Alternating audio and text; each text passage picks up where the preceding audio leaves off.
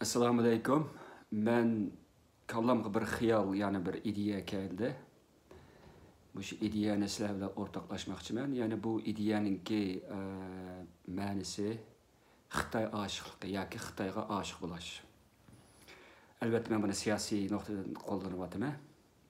Ammo boshqalar buni boshqa shaklda masalan, haqiqatan yaxshi ko'rib qilish Xitoy, yaxshi ko'rib ideyasi bo'lib qolsa, yo xohishi yuzlanish bo'lsa, u boshqa gap psixologik jihatdan. Ammo meningki ko'proq siyosiy jihatdan qo'llanyapti, ammo buning psixika nuqtasidagi sharhlarim bor. Biz bu Xitoy oshiqligi degan bir bu temaga kirishdan ilgari biz shu bizningki odatda oila munosabatlarini boshqarish yoki bir taraf qilishga yordam berish haqida bir cho'ng bir kasb bor bu yerda. Oila munosabatlarini yaxshilashga yordam beradigan, bu g'arb davlatlarida bek taraqqiy qilgan. Mening bular bilan ozroq ma'lum sabablar bilan mening xizmatimda ozroq bir bog'lanishib qolib, ular bilan birga ishlagan bir tajribalarim bor-da.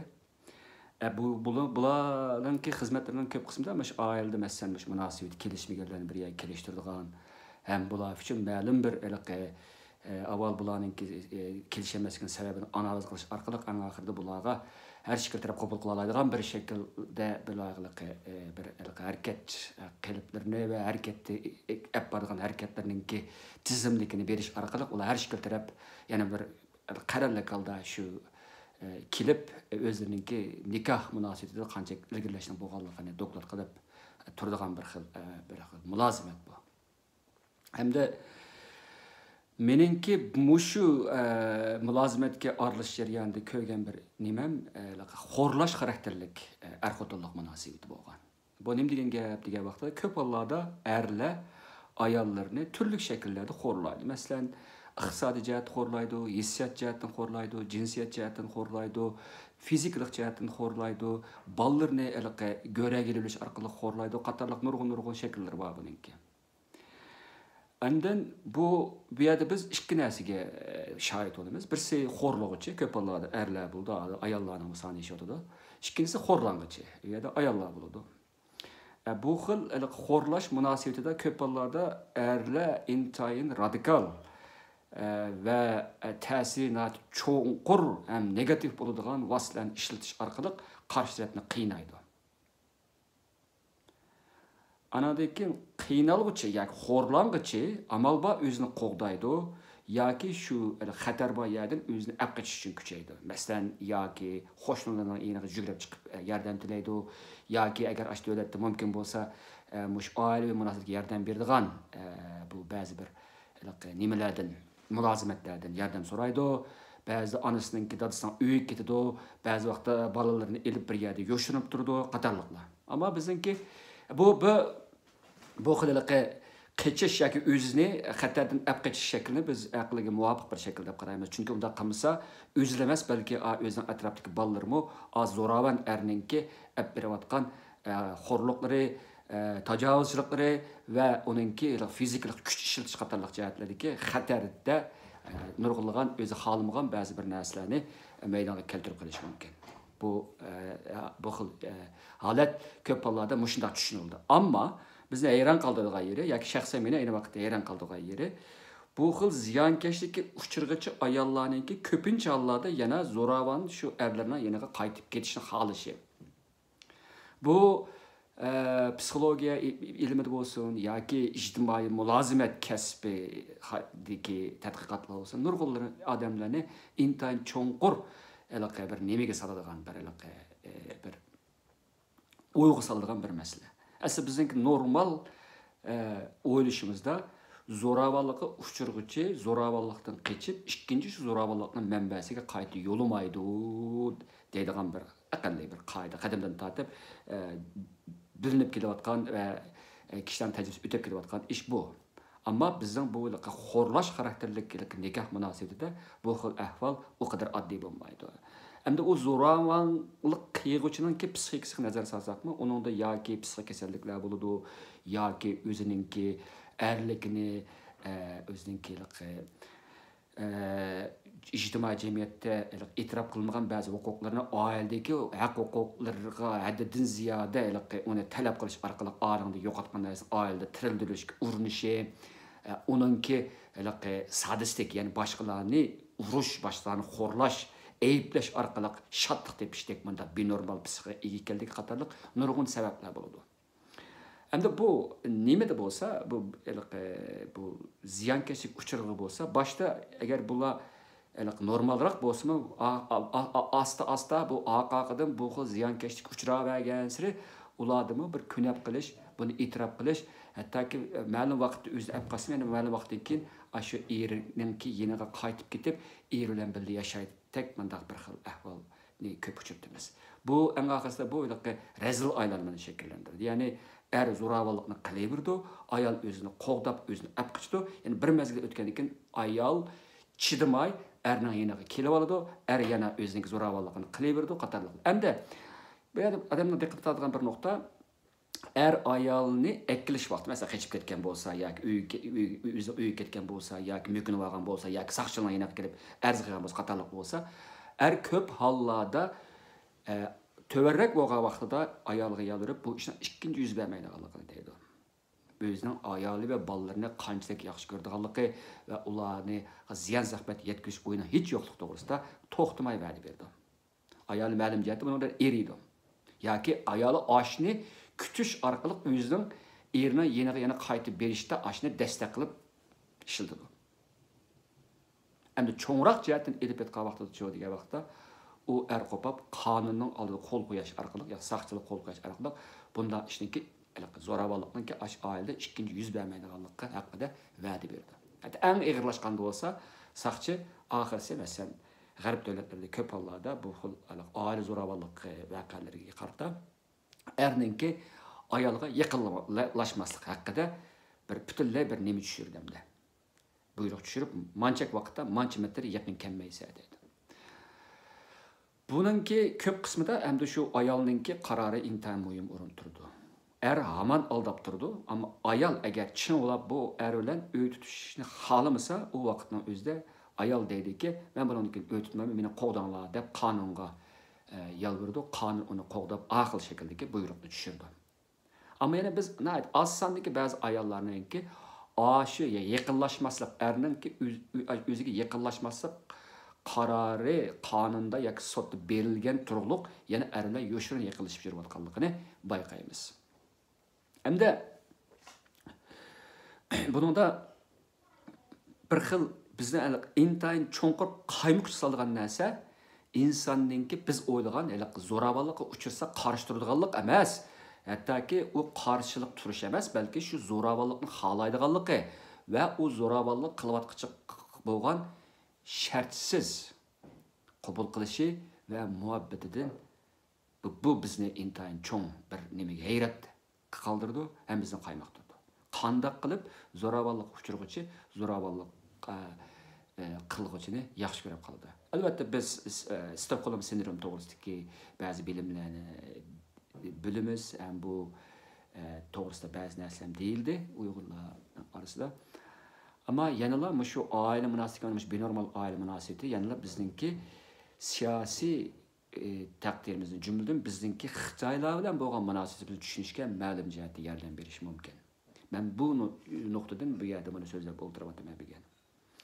Siyosiy nuqtadan qanday tushunmayman degan vaqtda Xitoyningki 49-yildagi mustamlikasidan buyon uning olgan roli boshdan oxir zo'ravonlik kuchi qilish orqali Uyg'urlarni masalan fizik jihat urush, ro'y jihat qiynash, ularningki g'ururni dafsanda qilish, hatto ularni o'ltirishdek mana mushkil bir qator vahshiy qabul qilinmaydigan insoniyatdan chiqqan vositalarni qo'llanib keldi. Ammo shuning bilan bir vaqtda bizning shunday ko'nglimiz qolgan vaqtida yoki Xitoydan dushman deb endi bilaylik degan vaqtda Xitoy shaqqada o'zininki nurg'unlagan yumshoq siyosatlarni, yumshoq gaplarni qilish orqali masalan hamma millat huquqda baravar, millatlar ittifoqligini yashasin, millatlar ittifoqligining namunalarini o'tirg'i chiqarish orqali Uyg'urlar qarasa u bu narsani berish orqali Uyg'urlarningki ko'nglini tutib keldi. 49dan keyin Uyg'urlarningki oz sondagi boylari yiqitildi, ammo ko'p sondagi masalan hayoti bo'yi og'ir qiyinchilik uchirgan bizningki Uyg'ur Qarindoshlarımızga Xitoyninki ma'lumot intayin taktiklik uzoq muddat strategiyaga asoslangan bir hiliqi ko'ngilni tutish strategiyalari yurgizildi. Masalan, ularga uy berildi, maktabda o'qitildi, maktabdan chiqib, oliy maktabga chiqqan vaqtida ular 80 yillarda, 90 yillarning bir qismida xizmatga o'rinlashtiriladigan bo'ldi. Masalan, dadasi bir idoradan ishlab chiqsa, bolasini o'rinlashtiradigan bo'ldi. Qatorliqlar. Mush ishlarning hammasi bizda Xitoyni dushman deb ko'radigan emas, balki Xitoyni bizningki boshpanoyimiz deb qaraydigan bir xil obrazni shakllantirdi kallamizda. Endi biz Xitoyni dushman deb qaramagandan keyin, xuddi biz bu orqali Xitoy bilan intayin binormal siyosiy jihatdagi binormal bir xil nikoh munosabatiga kirgandek bir xil siyosiy munosabatga kirdik. U bizni aqaqadan urib turaverasmi, oxirsida biz xuddi biz olgan misaldagi o'xshash bu xo'rliqlarni ko'tarib uni qarshi turish emas, qarshiligimiz bag'an sir ojizlab, uni ko'nab qilish, hattoki bu zo'ravonlikni olib berayotgan Xitoyni seg'inish, uni texidim urishini, texidim xo'rlashini, bizni texidim o'ldirishini kutadigan bu xil xarakterdagi binormal psixika bir qism odamlarimizning kallasida yerlashdi. Shuning bilan biz hattoki chet elga chiqsaqmi, bu nimaga o'xshaydi desa, tayoq yegan ayolning uyidan qochib chiqib, boshqa yerda panohlik tilab, shu erdan qutulishni izlashiga o'xshaydi. Ammo chet elga chiqibmi, yana shu bizningki Xitoyni aloqa bo'lgan ishqimizni, shu muhabbatimizni, ashunga talmirishimizni, ichirqishimizni basammidik ba'zilarimiz. Shunlar vatanga turli shakllarda bordik. Ota-onamizni yo'qlaydigan shaklda bordik, urug' tuqqanlarni yo'qlaydigan shaklda bordik. Shu bir mehrni izladik biz. Bununki endi bizdeki alayidlikler nima degan vaqtida biz Xitoydan menga ayrılanmaydigan bir yerga kelganligimizni bir qismlarimiz o'tirib chiqardik. Endi hozir texnikamiz o'tirib chiqishga boshlayapmiz. Nimishqa ash muhabbatni sevdi. Ya'ni o'zininki texidimmi xo'rlanishini barliqqa keltirish. Shu orqali sen nima qilsang mayliki, men seninki qulim. Yoki men sening qo'lingdagi nima qilsang bo'ladigan, men sening xotining. Yoki siyosiy jihatdagi nima qilsang bo'ladigan bir poyishang. Deydigan bu yerga bir xil masokistlik bir psixikani yetilib chiqdi. Demak, bizningki bu ishlardan ko'rganimiz dal noqolalda bir Xitoyga tayinib qilish yoki bir mezgillik Xitoylar bo'lgan bil yashab qolish sababidan bizni chiqamas emas, balki bir qismlarini qilamizdiki intayin uzoqqa so'zilgan bir o'zra tayin hissiyot jihat bo'lib, eng cho'nqur bizningki mavjudligimizningki eng cho'nqur siyosiy mavjud eng cho'nqur nimasi hissiyotimizningki ular bilan hech qanday ayrilanmaydiganlar. Ularga beqinib, mayli ular nima qilishdan qat'iy nazar, bizni nima deb qarashi, bizga nima deyishi va bizga qanday qo'rqinchdan silishdan qat'iy nazar, bizningki shu Xitoyga bo'lgan oshiqligimizningki tugamagan.